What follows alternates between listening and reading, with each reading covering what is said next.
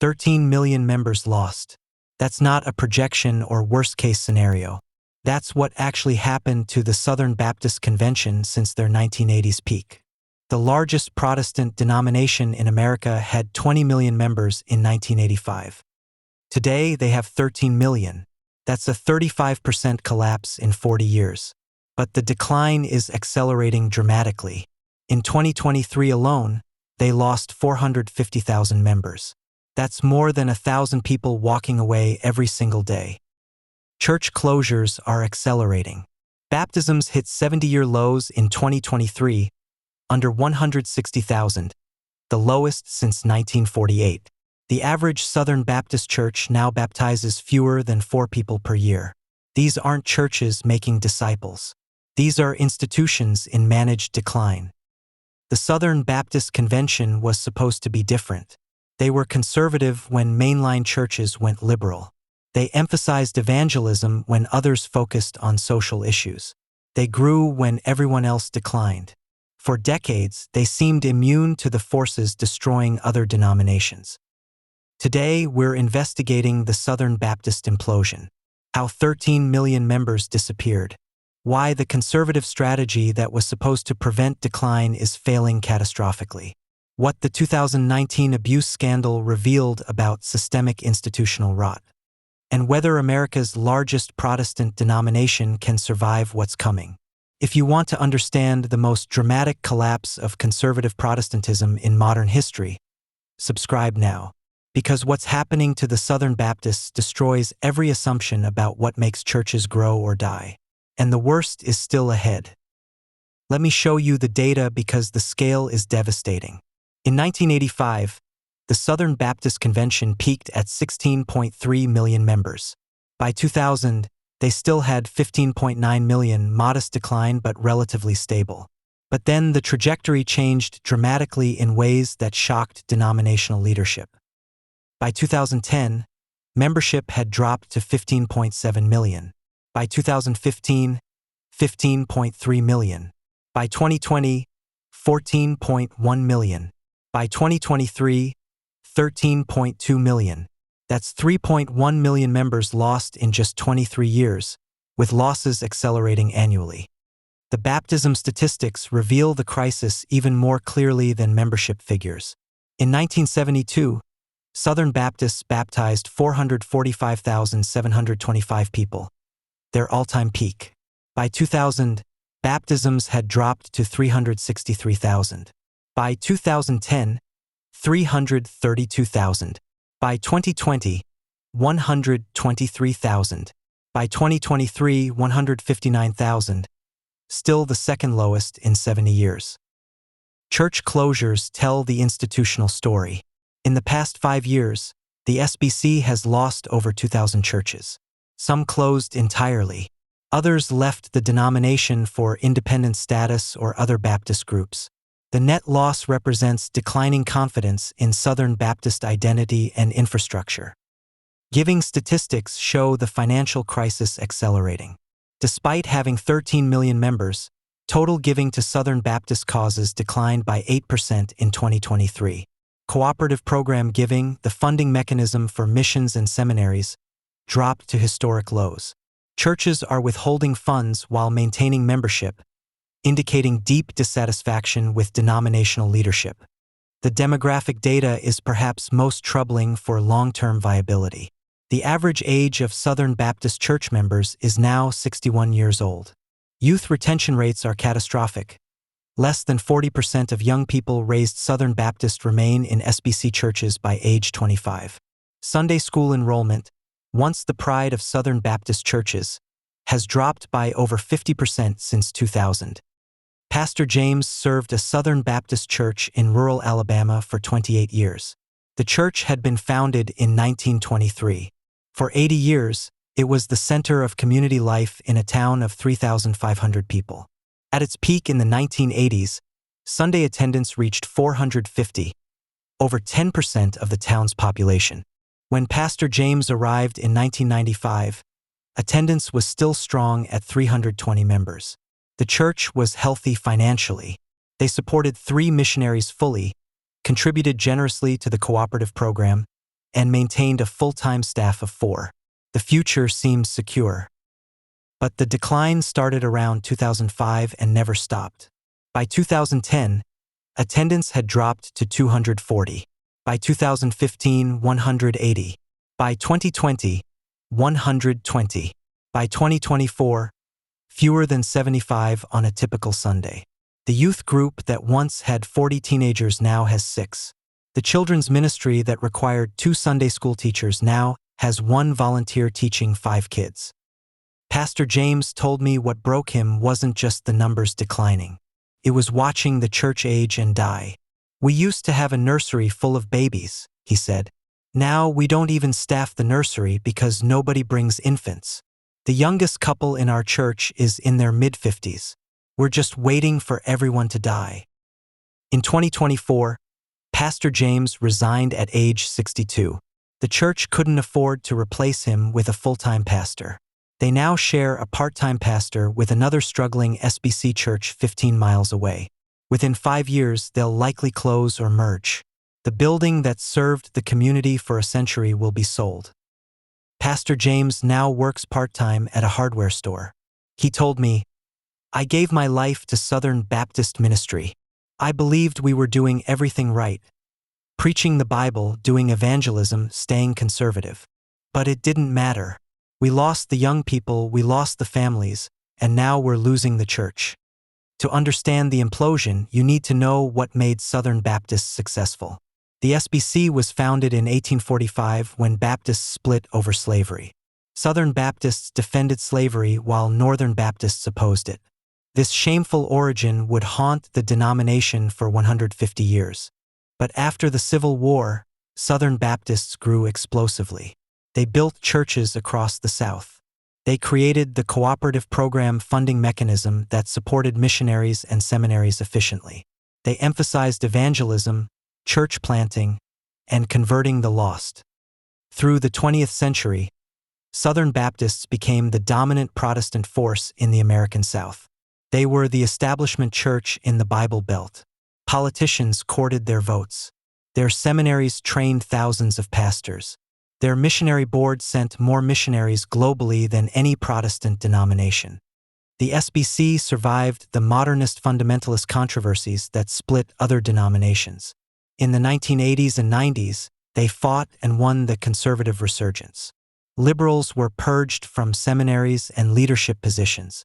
The denomination affirmed biblical inerrancy and conservative theology decisively. This conservative victory was supposed to guarantee growth. The theory was that liberal theology destroyed mainline denominations. Conservative Southern Baptists, by maintaining biblical authority, would continue thriving while others declined.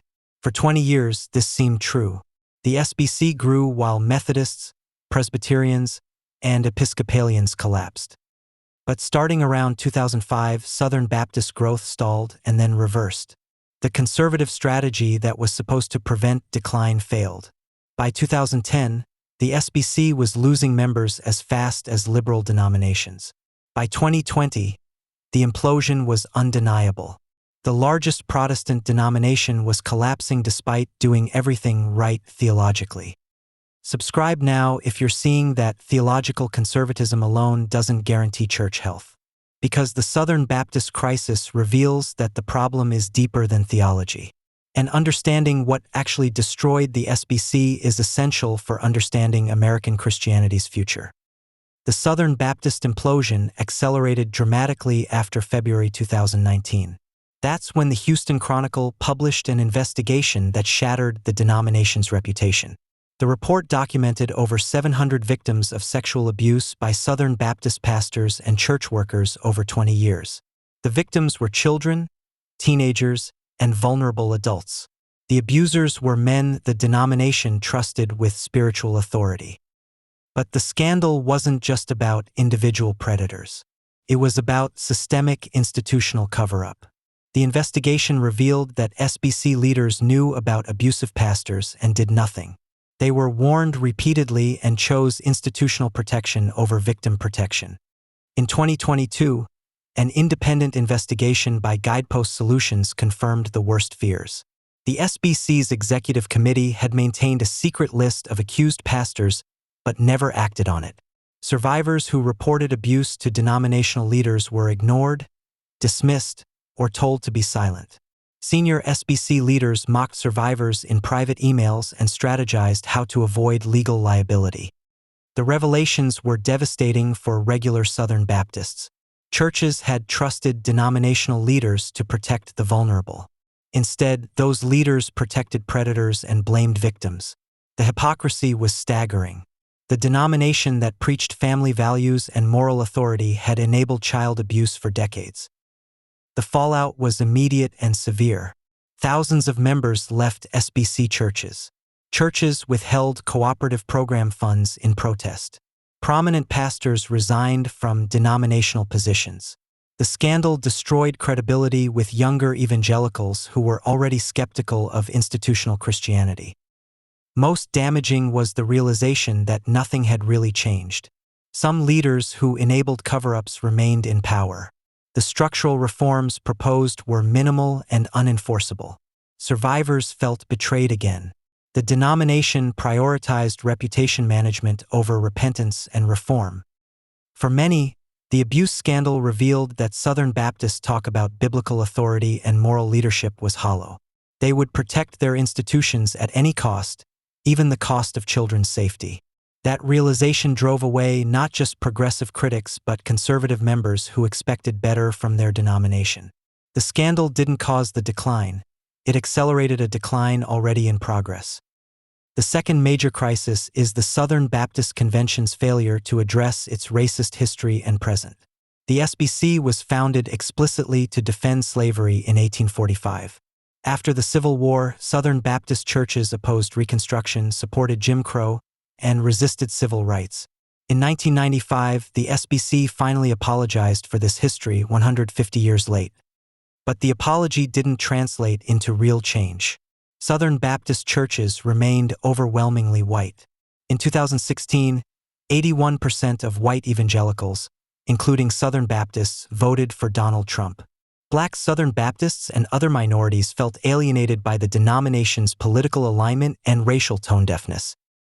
After George Floyd's murder in 2020, the racial crisis in the SBC exploded. Black Southern Baptist pastors spoke out about racism in their denomination. Many were met with hostility, accusations of promoting critical race theory, or told their concerns were Marxist. High-profile black pastors and churches began leaving the SBC.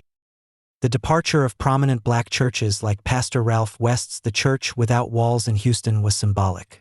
These weren't liberal churches leaving over theology. These were conservative evangelical churches leaving because they couldn't remain in a denomination that dismissed their concerns about racism as cultural Marxism. The SBC lost credibility with black Christians who'd remained despite the denomination's history. The racial reckoning also alienated younger white evangelicals. Millennials and Gen Z evangelicals, even conservative ones, expected the denomination to address racism seriously. When the SBC instead fought over whether critical race theory was infiltrating seminaries, young people left. They concluded their denomination cared more about political posturing than racial justice. The 2021 SBC annual meeting crystallized the crisis. Messengers defeated a resolution that would have addressed racism more directly.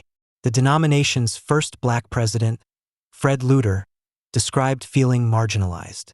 Southern Baptist claims to care about racial reconciliation rang hollow. The third major problem is that Southern Baptist Christianity became indistinguishable from Republican politics. The SBC's Conservative Resurgence in the 1980s, 90s aligned the denomination closely with the religious right. This alignment was initially about issues like abortion and religious liberty. But it evolved into wholesale political alignment where Republican Party positions became Christian orthodoxy. By 2016, being Southern Baptist increasingly meant being Republican. Churches displayed American flags as prominently as crosses. Sermons referenced political issues more than spiritual transformation. Pastors who didn't endorse conservative politics faced pressure. The denomination's political witness became its primary witness. This political captivity destroyed the SBC's ability to reach younger generations. Millennials and Gen Z, even those who are theologically conservative, reject conflating Christianity with nationalism. They're uncomfortable with churches where patriotism and faith are inseparable. They're turned off by sermons that focus more on culture war battles than on following Jesus. The Trump era intensified the problem. The overwhelming evangelical support for Trump despite his obvious moral failings created cognitive dissonance. Southern Baptists had spent decades preaching about character and family values. Then 81% voted for a thrice-married casino owner who bragged about sexual assault. Young Southern Baptists couldn't reconcile the hypocrisy.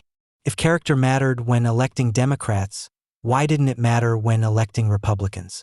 The inconsistency revealed that political tribalism had trumped Christian conviction.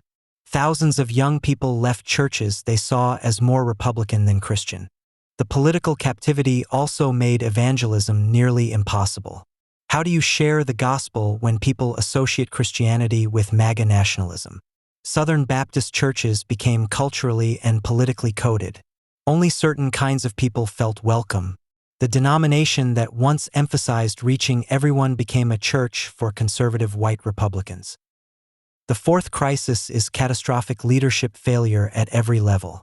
The denomination that covered up abuse also promoted leaders who protected the institution rather than the people. Paige Patterson, a key figure in the Conservative Resurgence, was eventually removed from seminary presidency for mishandling abuse allegations and making sexist comments. But he remained influential in SBC circles, and many who shared his values stayed in power. The executive committee leadership that enabled abuse cover-up faced minimal consequences. Ronnie Floyd resigned as executive committee president amid scandal in 2021. But most of the EC members who participated in cover-up remained. The denomination couldn't bring itself to impose meaningful accountability on leaders who'd betrayed their trust. The SBC's governance structure makes real reform nearly impossible. The denomination is deeply democratic with no hierarchical authority. Annual meetings of messengers from churches make decisions. But this means accountability is diffuse. Bad leaders can be voted out, but they often simply move to other positions or churches within the SBC network. The leadership failures extended to the denominational entities, seminaries, mission boards, and agencies. These institutions operated with minimal accountability. Presidents built personal empires. Financial irregularities went unchecked. Theological drift occurred. When problems were exposed, entities circled wagons rather than welcoming scrutiny. The SBC also failed to develop young leaders. The denomination's leadership remained overwhelmingly old, white, and male. Attempts to diversify leadership were resisted as woke or compromising conservative values. Young pastors with fresh vision found little room in SBC power structures. The fifth and perhaps most damning problem is that Southern Baptists stopped evangelizing effectively.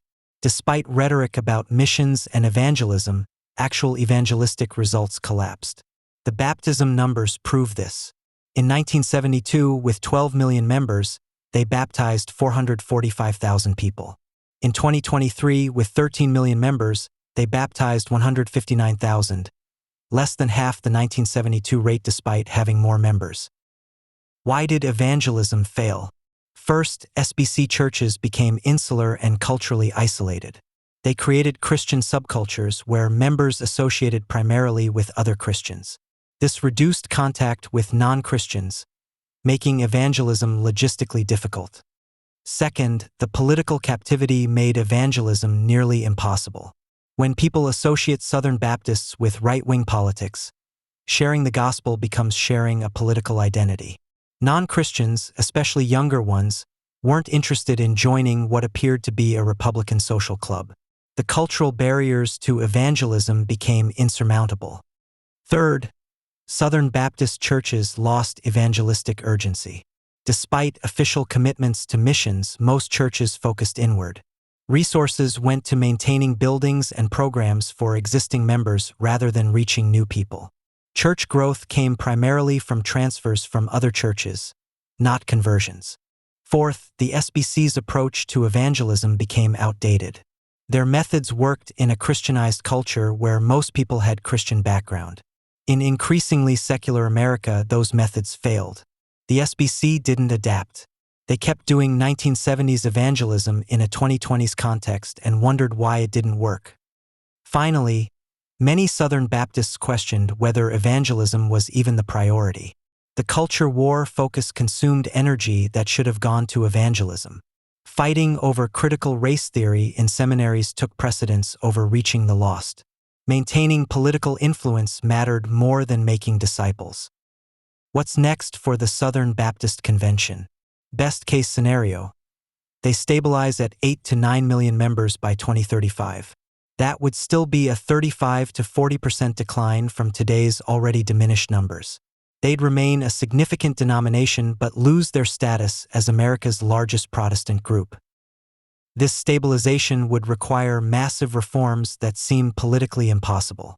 They'd need comprehensive abuse prevention systems with real enforcement. They'd need genuine racial reconciliation beyond statements and resolutions. They'd need to disentangle faith from politics. They'd need new leadership committed to reform rather than reputation management. None of these changes seem likely. The 2023 and 2024 SBC annual meetings suggested the denomination is doubling down on its current trajectory. Conservative political alignment intensified. Reform proposals were defeated. The denomination chose to fight culture wars rather than address internal crises. Worst-case scenario. The SBC continues accelerating decline and loses 50% of current membership by 2040. They drop below 7 million members. Major structural changes would be forced by financial crisis. Seminaries would close or merge. The mission board would shrink dramatically. The cooperative program would collapse as giving declined. Most likely scenario. Continued steady decline with periodic crises that accelerate losses. By 2030, the SBC will have 11 million members. More churches will close or go independent. Younger generations will continue leaving. The denomination will become older, whiter, more Southern, and more culturally irrelevant. The SBC will also face increasing fragmentation. Conservative churches are already forming alternative networks. Some will leave for independent Baptist groups. Others will create new Baptist denominations. The centrifugal forces pulling the SBC apart will intensify over the next decade. One of the most significant trends is Southern Baptist churches going independent. Thousands of churches maintain Baptist theology and practice but drop SBC affiliation. They keep Baptist in their names, but no longer contribute to the cooperative program or send messengers to annual meetings. This represents a fundamental shift in how Baptist identity works in America. Why are churches leaving? First, they're disillusioned with denominational leadership and scandals. They don't want to be associated with abuse cover-ups and political controversies. They conclude they can be Baptist without being Southern Baptist. Second, they're rejecting denominational financial obligations. The cooperative program asks churches to give significant percentages of budgets to denominational causes. Churches conclude they can support missions and ministry more effectively through direct giving rather than through denominational structures. The financial incentive to remain SBC has weakened as trust in denominational spending has eroded. Third, younger pastors don't have the denominational loyalty older generations had.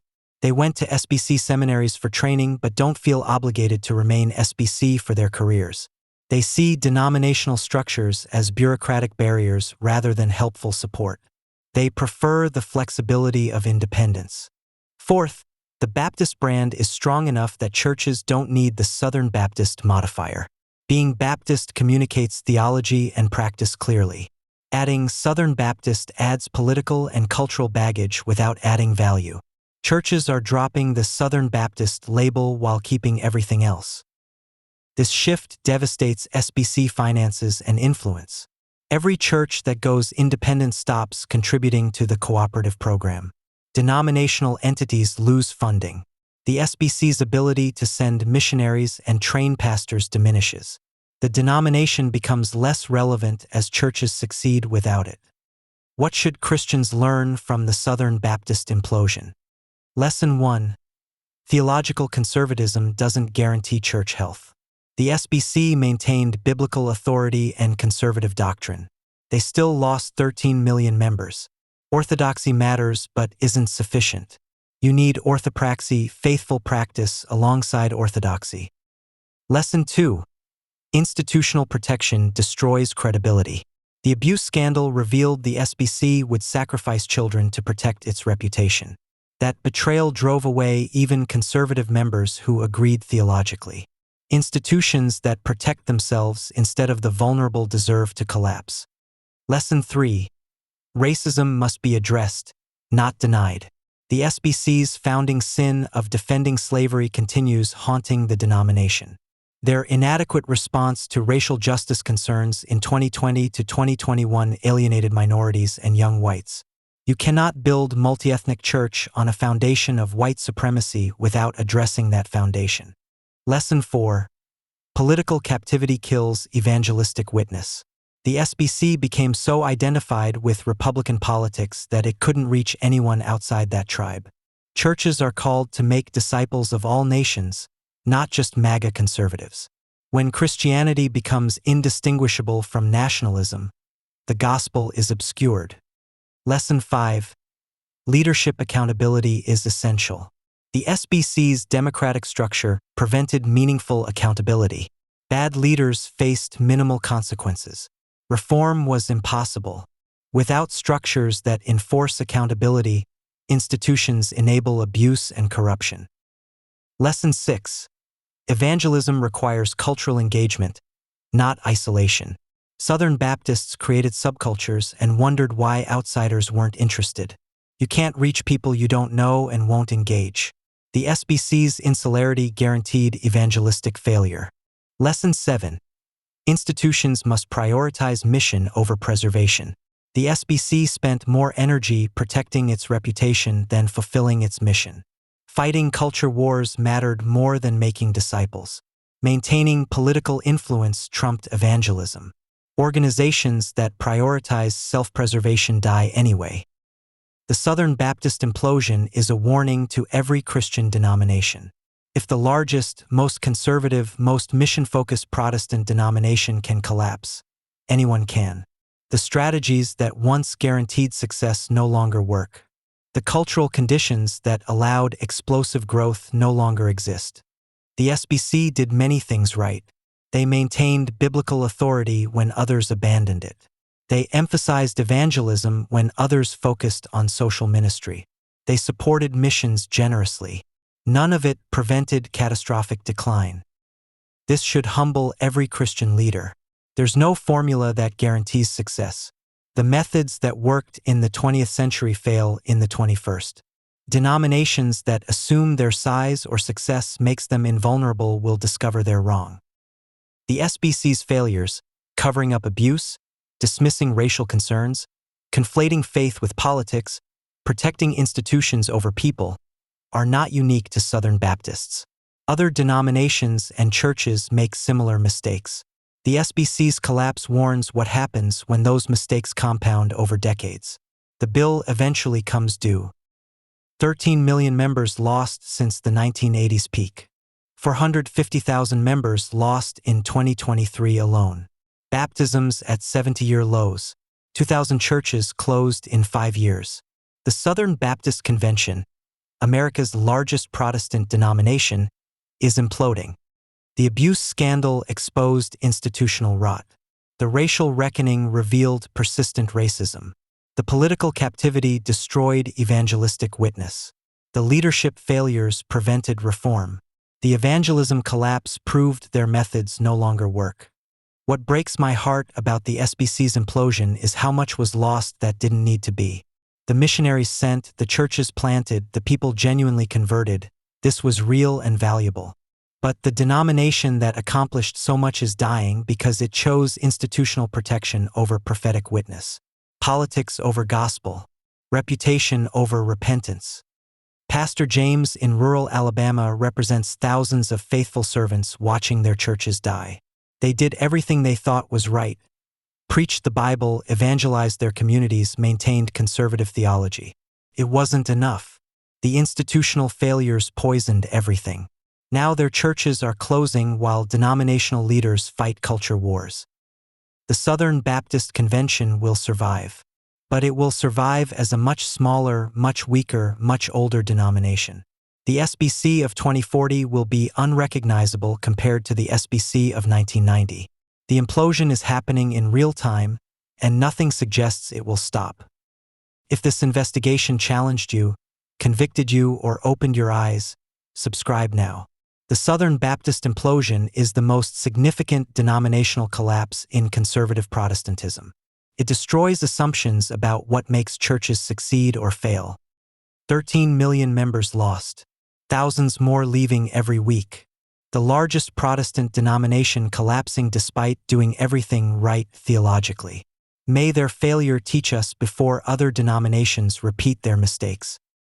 Because the Southern Baptist crisis proves that no denomination is too big to fail. No strategy guarantees success. An institutional Christianity that protects itself instead of serving Christ deserves exactly what's happening to the SBC. The implosion will continue until reform happens or the denomination becomes irrelevant. Either way, American Christianity is watching the collapse of a giant. And learning, we hope, what not to do. The Southern Baptist Convention had everything: size, resources, theological clarity, mission focus. They're losing it all because they chose wrong priorities. May we choose better.